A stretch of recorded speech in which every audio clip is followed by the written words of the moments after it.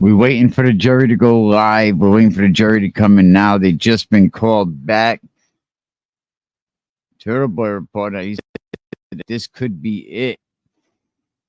I mean, how many times they have another note saying that that's it, it's a wrap. Will they bring them? Will Miss Bev, what do you want to call her, send them back?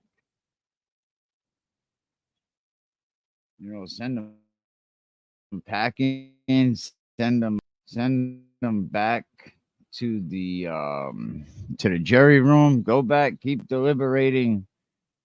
Shout out to On Civil Law. Go check some of his streams out. But we are waiting right now. They're on their way back to the courtroom. What an interesting trial this was. But this trial tells you what reasonable doubt is. We got 2,047 people. What's up, everybody? Here we go. 2,086. So we'll bring them in.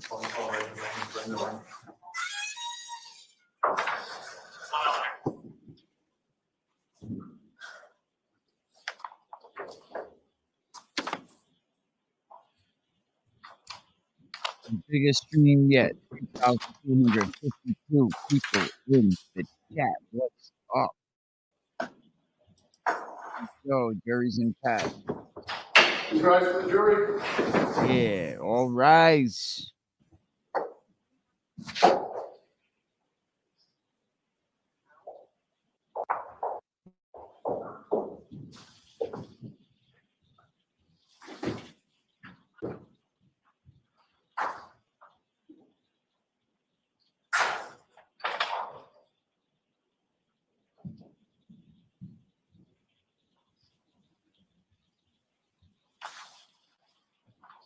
On my channel.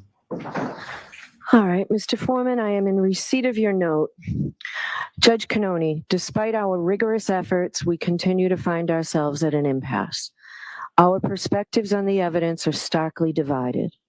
Some members of the jury firmly believe that the evidence surpasses the burden of proof, establishing the elements of the charges beyond a reasonable doubt.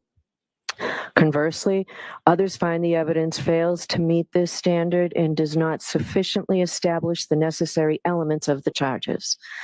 The deep division is not due to a lack of effort or diligence, but rather a sincere adherence to our individual principles and moral convictions. To continue to deliberate would be futile and only serve to force us to compromise these deeply held beliefs. I'm not going to do that to you folks. Your service is complete. I'm declaring a mistrial in this case. I'll be in to see you privately in a few minutes. So thank you so much for your service. Does not go to jail. It's a hung jury. So now is the state going to retry Karen Reed? I say hell no. Don't Paulie. Come on, Paul. Keep your head up.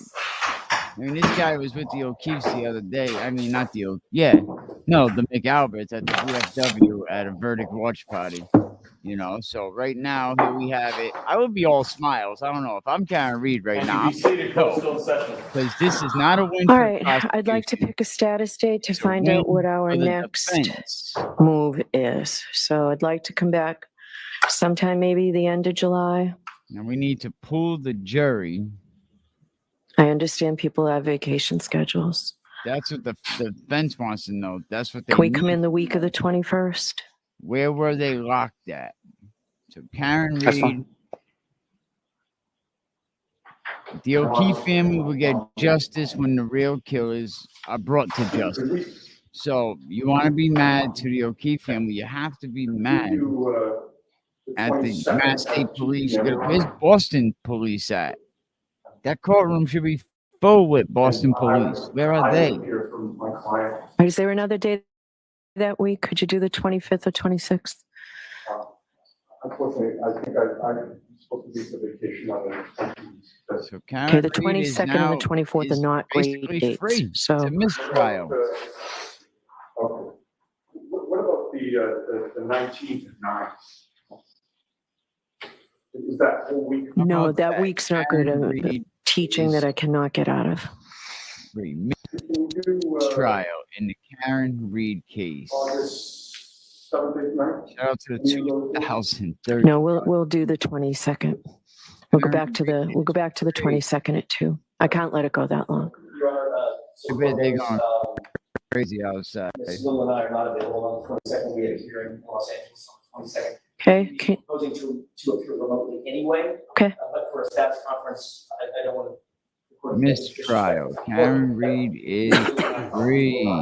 Okay. They're gonna push us off to So you and your July. client will be here in person, Ms. Giannetti. All right.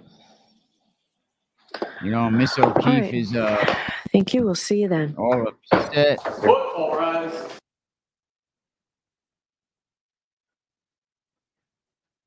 You know, you want to be upset, you got to be upset at the police department for effing this investigation up so bad. You want to be upset at DA Lally for effing this investigation up so bad. In the end, the evidence showed that Karen Reed was innocent. And we got a hung jury basically showing that, you know, people was not going to switch. They weren't going to go the other way. They're all hugging, happy. You know, Paul O'Keefe, you know, I don't understand how he could not come around and see the evidence for what it was. After you heard them two scientists at the end, the last two witnesses, after you seen them two witnesses talk, it should have been over. But for those of you just joining, we gotta go. Let me see if I could do this.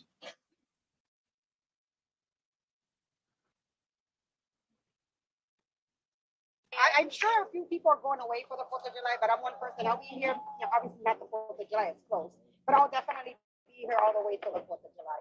And then if it follows up to next week, we will be here backing them up again. Does it give you a lack of confidence that the jury has not come to a verdict yet? I mean, they just talked about how they have to come up with a decision later. This might be a hung jury. This could be a whole new trial.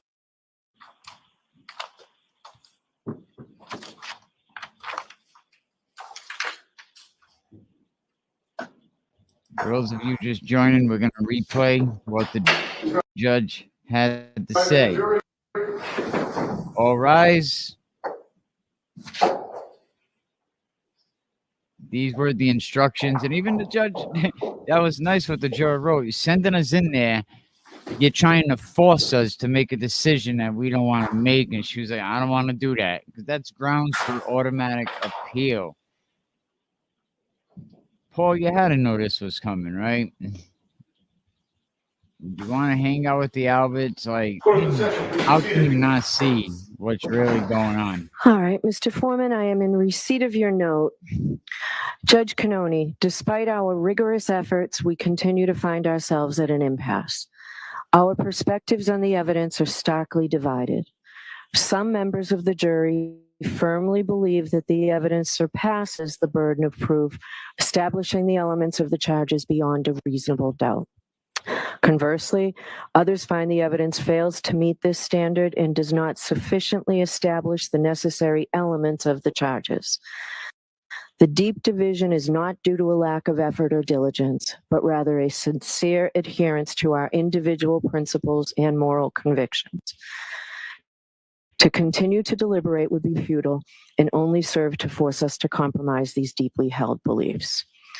I'm not going to do that to you folks. Your service is complete. I'm declaring a mistrial in this case. I'll be in to see you privately in a few minutes. So thank you so much for your service. Okay. All right, so the court, please. Would like if you think Karen Reed should have went free.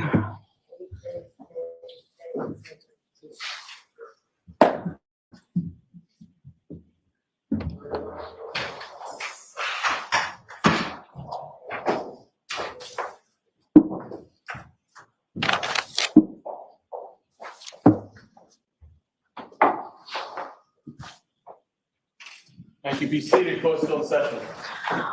All right, Now I'd like to over. pick a status date to find out what our next, And again, for those just joining us,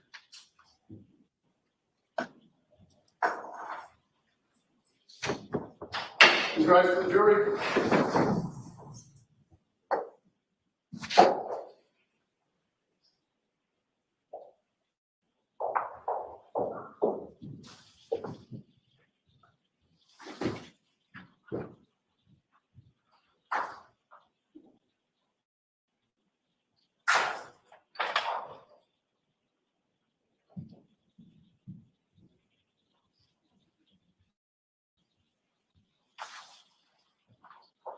Court is in session. Please be seated.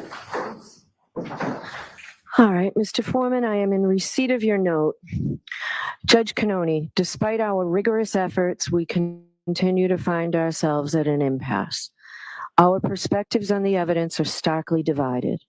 Some members of the jury firmly believe that the evidence surpasses the burden of proof, establishing the elements of the charges beyond a reasonable doubt. Conversely, others find the evidence fails to meet this standard and does not sufficiently establish the necessary elements of the charges. The deep division is not due to a lack of effort or diligence, but rather a sincere adherence to our individual principles and moral convictions. To continue to deliberate would be futile and only serve to force us to compromise these deeply held beliefs. I'm not going to do that to you folks. Your service is complete. I'm declaring a mistrial in this case. I'll be in to see you privately in a few minutes. So thank you. Yeah, I want to see what NBC Boston is. Oh, good. They've got it live. Let me go out to them. Hold on, Ed. I'm going to back it up just a little bit. All right, let's back this up here.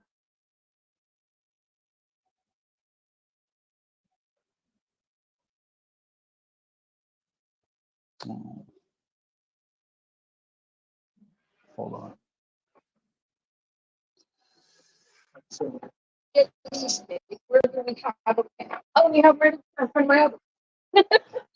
Hold on, Ed. I'm going to mute you for a second.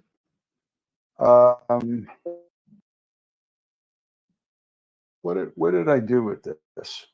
I just had NBC Boston. Okay, here we go.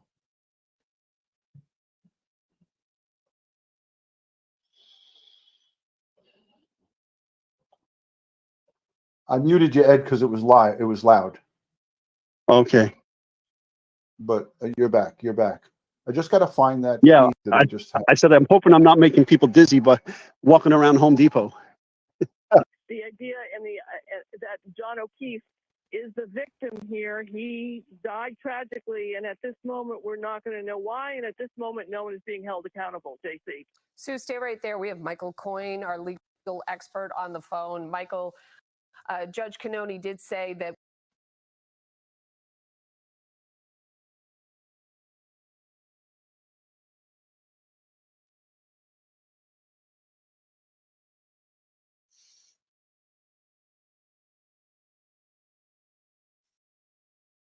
hey, what am I doing? What's up, everybody? Hold on. I got you.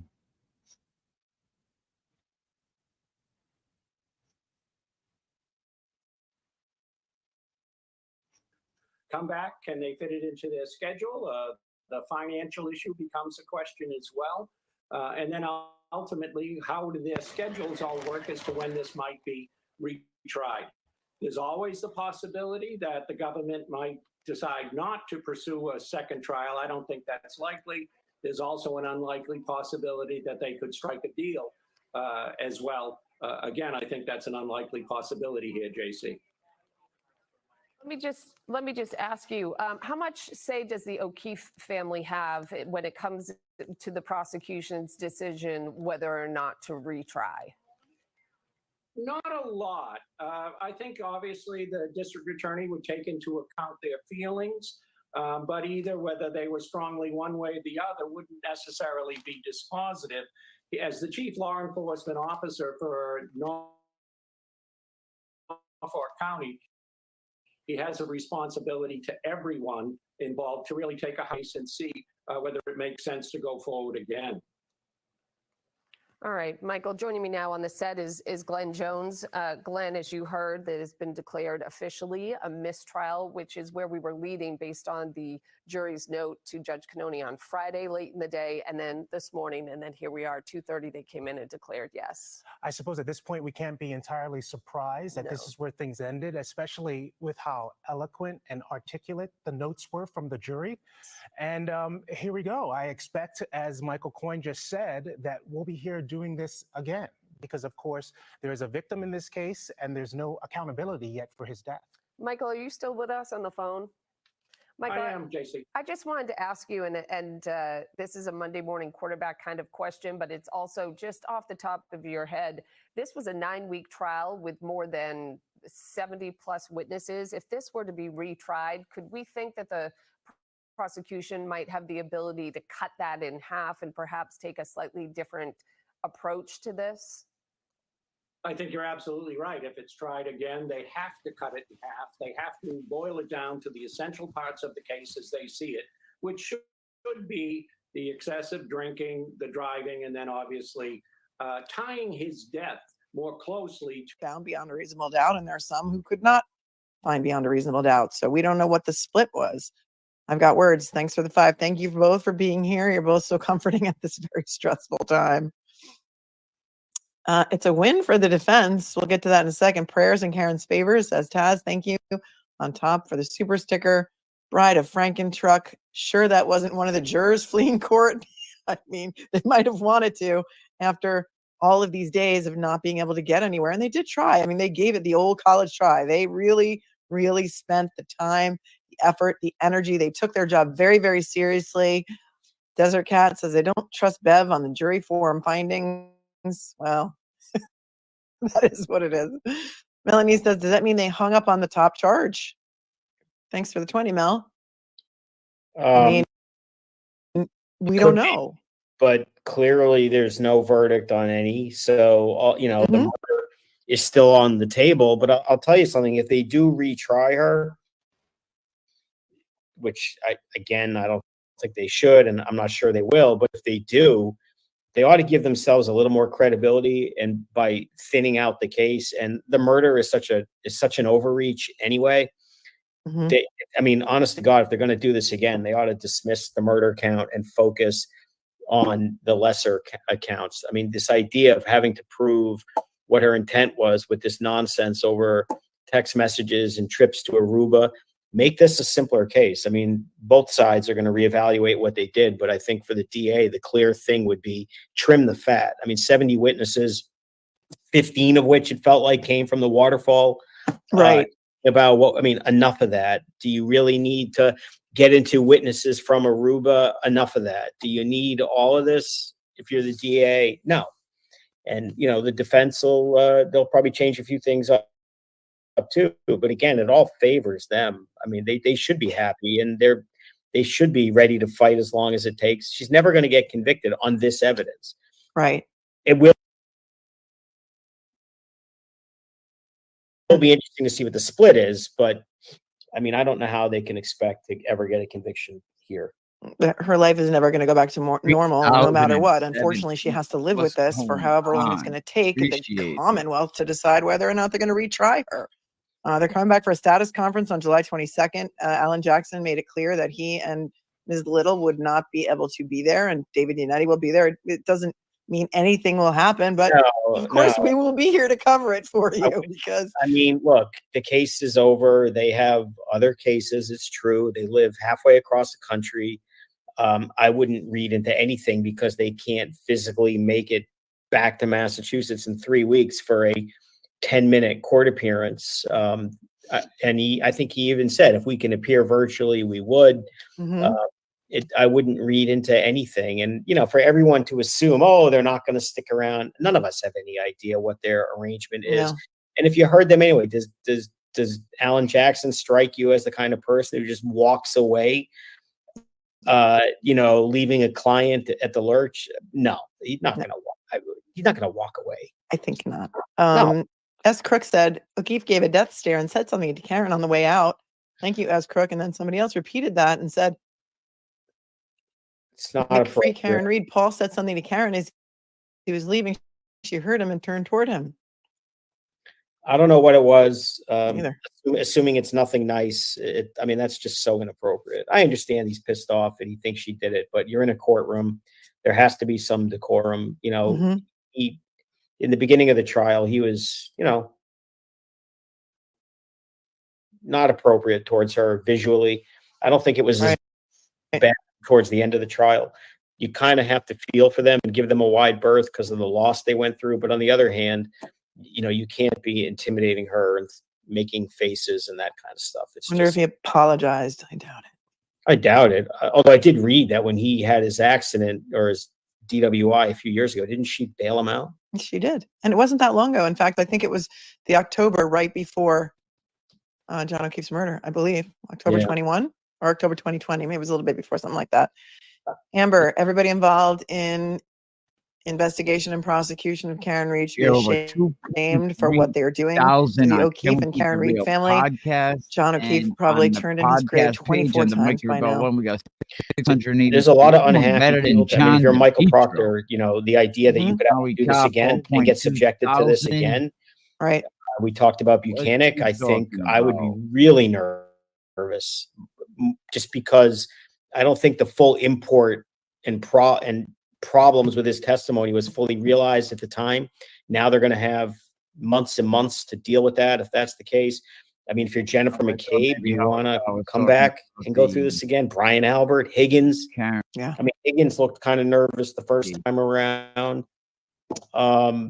There's Yeah, this is definitely. You know, all these people out well, yeah, there. of course they're going to. NBC reports the DA says they're going to retry the case. Of course they're going to right there in your face.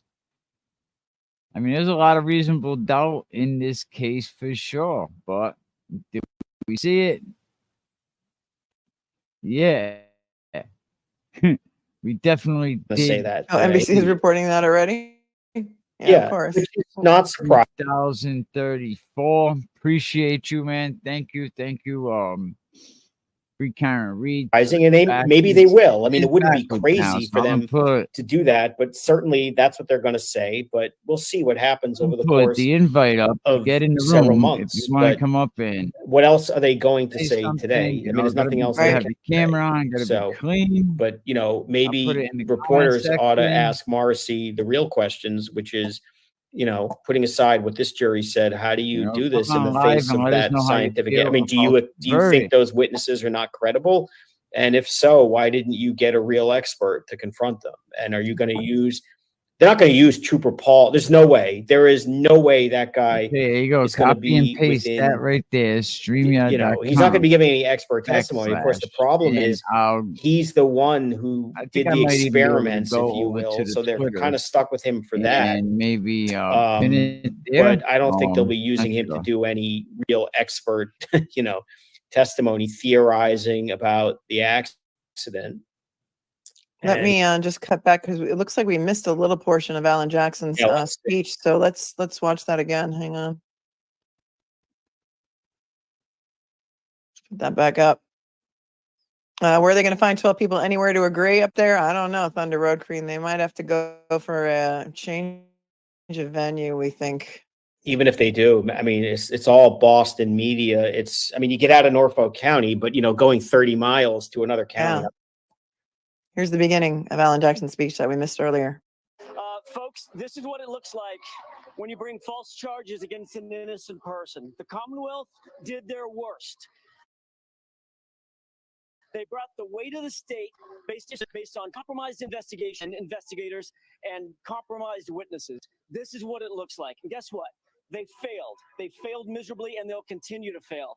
No matter how long it takes, no matter how long they keep trying, we will not stop fighting. We have no quit. Go ahead. I just have two things to say, folks. Number one, I am in awe of the strength and courage of this remarkable client that I've had the privilege of representing since day one. And number two, I want to send a message to all of her supporters out there. Your support was invaluable. We are touched and we ask for your continued support. I'm not from Texas like my colleague here. I'm a Boston kid, but I'll repeat what he said, which is we ain't got no quit. Yeah, so we missed the you very go. beginning We of that. ain't getting no And we got quit. to see it. Them's fighting words, and that's a pretty strong Yeah, I mean, statement. I wouldn't expect anything less from him. it is a win. It doesn't feel like it, but and she's still in jeopardy, and is all she's still subject to the power of the court, not having a license, bail, the looks, the stares, the criticisms. I suppose to some extent the risk of being convicted, although I don't think it's ever going to happen. But I mean, 99% of the time when you're on trial for murder and you walk out with a mistrial, for the defense, that's a win. And especially in a case like this, where, as Jackson said, some of these investigators are totally compromised. Some of these witnesses are totally compromised. And they just don't have, that I can see, any pushback evidence to make it stronger. So this becomes an exercise in futility for the DA. And to me, I'm really curious to know if it was more than one, and if so, how many, because that, I'm telling you, that has to factor into the strategy of jury selection. And put aside this judge, is this a bench trial? Right. I mean, the If there evidence. is a retrial, she's going to be the one to handle it, right? So, I mean, she said she's setting it for a conference, so she's keeping it, even though she's been transferred to civil court. Let the It's not a indictment decision they would ever begin. have to make until the very end. 3,051. So there's no Bench reason trial, yeah. Yeah. say one way or the No other. reaction to the But Karen things Reed happen, things change, people come mistrial. and go. It's Other a charge. things being equal, if it was Judge X, I mean, if this was a retrial in front of a judge, Investigations. I mean, This it's is what's an acquittal in 30 seconds just based on common legal principles. Anytime you introduce random citizens into it, there's always the risk of something. And in this case, something happened. Yeah, and you just don't know how many of them were stuck on this. We'll be looking for that. We'll be looking for some juror interviews. There's all Karen's these retrial will be the same people. judge. As of right now, it is. Yeah. Yeah, I mean, I don't know why it wouldn't be, unless she decides to retire or just says, I'm done with this. I don't think she would. No. I mean, she's been associated with this. And of course, the theory is, if you're familiar.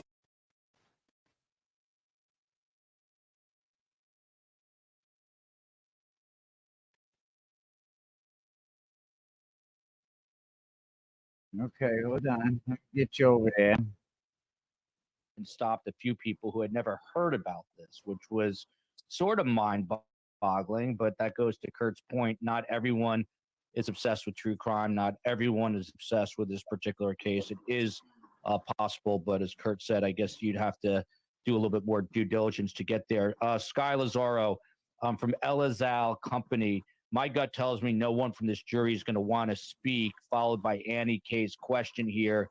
How will some jurors' privacy be protected now if others want to talk, especially if this was a lone holdout, which doesn't sound like to me, but what do I know? I'm sitting in a studio in Miami. But to the greater point, Sky Lazaro, how are jurors protected if, let's say, 2 of them want to speak, but the other 10 want nothing to do with the media? Jurors are usually instructed by the judge when they're dismissed about being contacted by others. They're told that if they want to speak at this point, they can or they don't have to.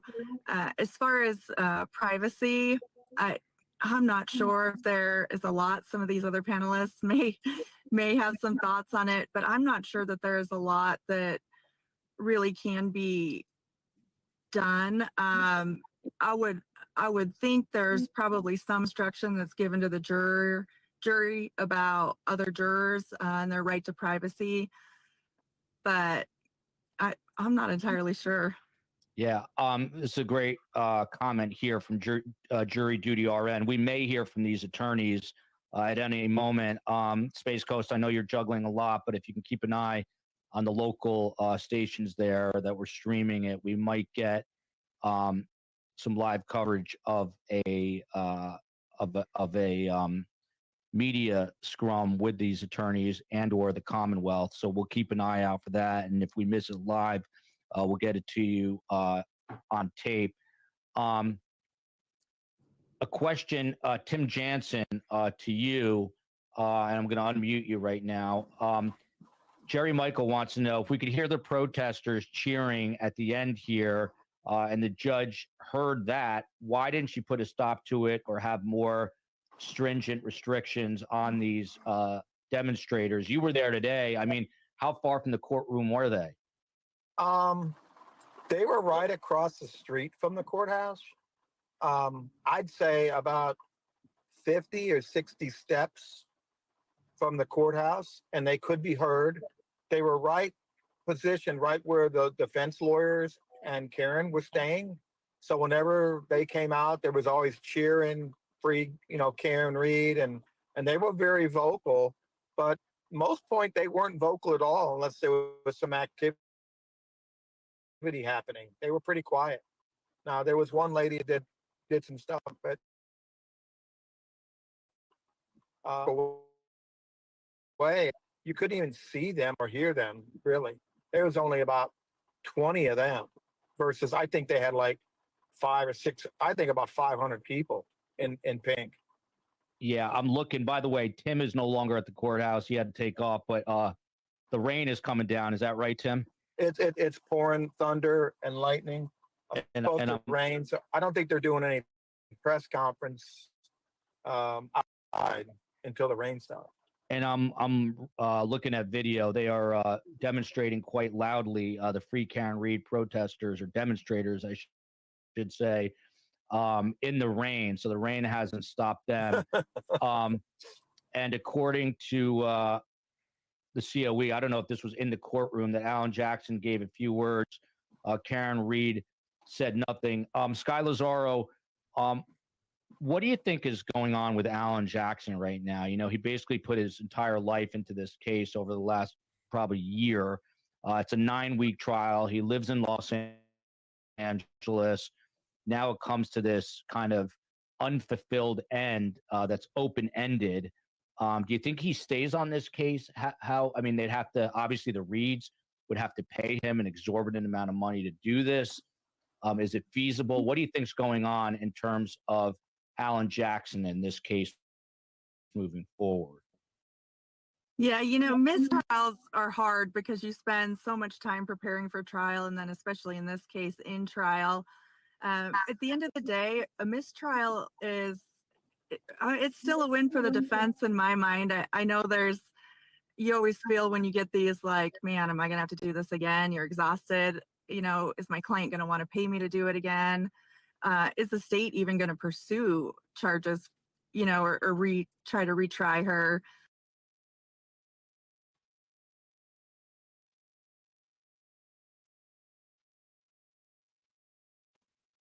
Call it what it is. It's the same thing, practically speaking. I didn't care. It didn't bother me that she ignored me at the bar. But then he's like, well, and all it does is tell the jury he's trying to sanitize those texts and not give the impression that he was trying to bottom O'Keefe's girlfriend, which could make a jury say, wait a minute, something's not right here. And then he did send the text, are you coming over to O'Keefe? And so when he gets defensive like that, all he's doing is, in essence, asking the jury to wonder, why are you so defensive over the fact that you clearly were hitting on her? She was at least receptive in the sense of the text messages. And, you feel bad because that was your friend. You shouldn't have done that. But why not just come clean with it? And he didn't. And it's just going to make that maybe there's something more nefarious here. And that's not good for the DA. So you ask yourself, what was the purpose of calling him over these text messages? He made it sound like these were going to be bombshell messages, and they were about as stereotypical nothing as it gets.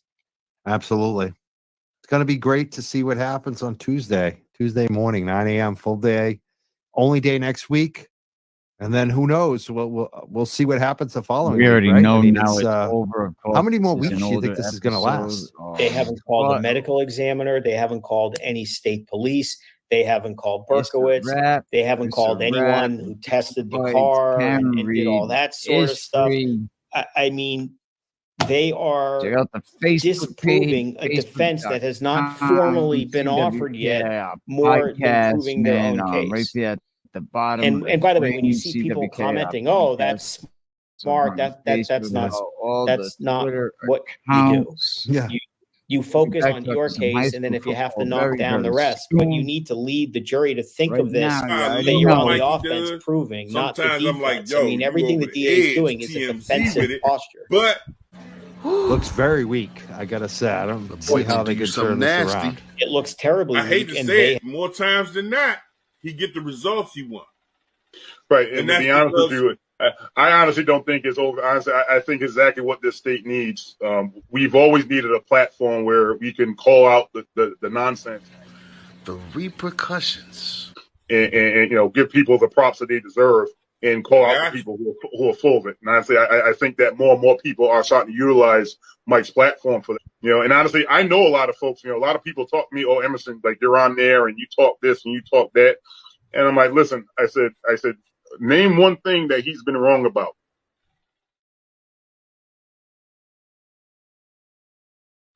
And then there's silence. But boy, right? Because they know. Because honestly, like that stuff that's being exposed, they're like, "Oh, damn, how did he find out about it?" And again, Mike has his sources, and I never get into that. But at the end of the day, man, hey, what look. he exposes is the truth. And people don't want to hear that. They want to hear the watered down version. They want to hear, "Oh, well, I don't know how he found that out, blah, blah, blah." But, they want to duck and dodge and this and that. And, there's no need for that. It's like, okay, we need to bring a level of respect back to, coaching and administration and stuff like that. And honestly, when people get called out like that, they call out the nonsense. And that's exactly what we need. Y'all better stop playing with that boy. Oh, the alignment's good for football on second thought.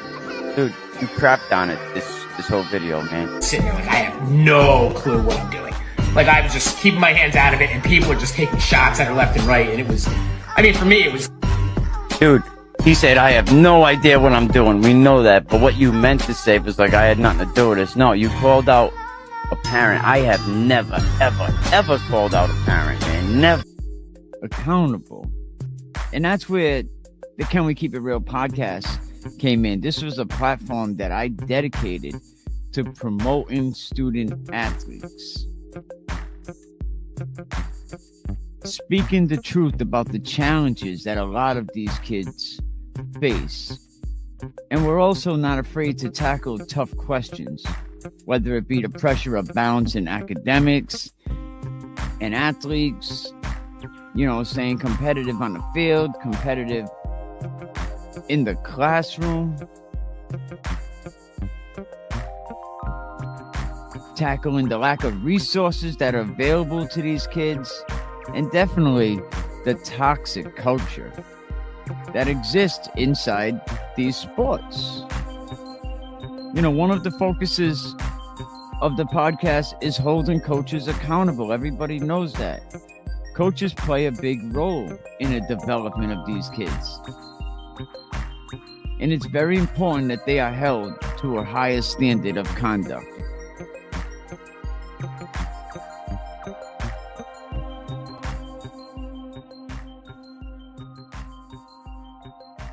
That's right.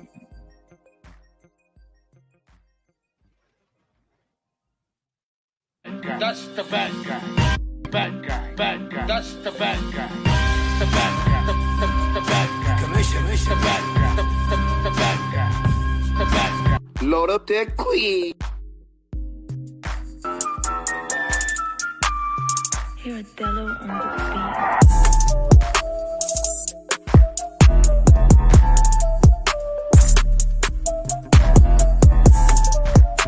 Wins. Not everybody. The older coaches. They want to cry. They want to go to these RIIL meetings. And they want to cry. We're not competitive. We can't do this.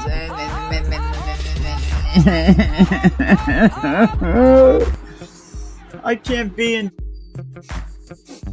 What are we doing here? Oh, he wilding right now. Stay out here.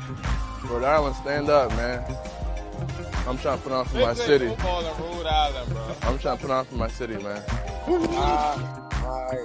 Be honest with you, I'm pissed off. D1.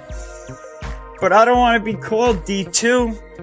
Getting things correct in the most timely manner possible. But we're never going to win a championship. Oh, you know, has some winners, has some losers. So do not say, don't try to mislead these listeners. It was ugly. I don't want to.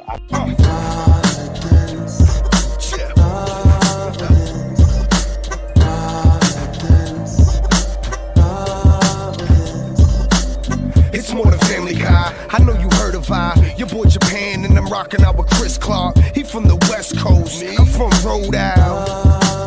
Let's get it going now. It's how it's going down. Brody got its own style. Smallest state in the nation, but we so proud. Yeah, we so proud. Screaming out loud.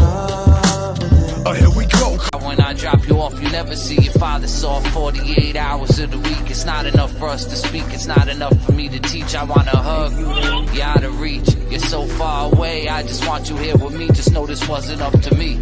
Driving from your mama crib, I find it hard to breathe. Hard to tell you what I mean, but I never wanna leave. There's things I must protect you from. I only can 2 days out the week. I only feel like a man on them 2 days out the week. Rest of the time, I'm on my grind. Sometimes I forget to eat, but I'm hungry. Not promote or promotion any illegal activities. All content provided by this channel is meant only for educational purpose only.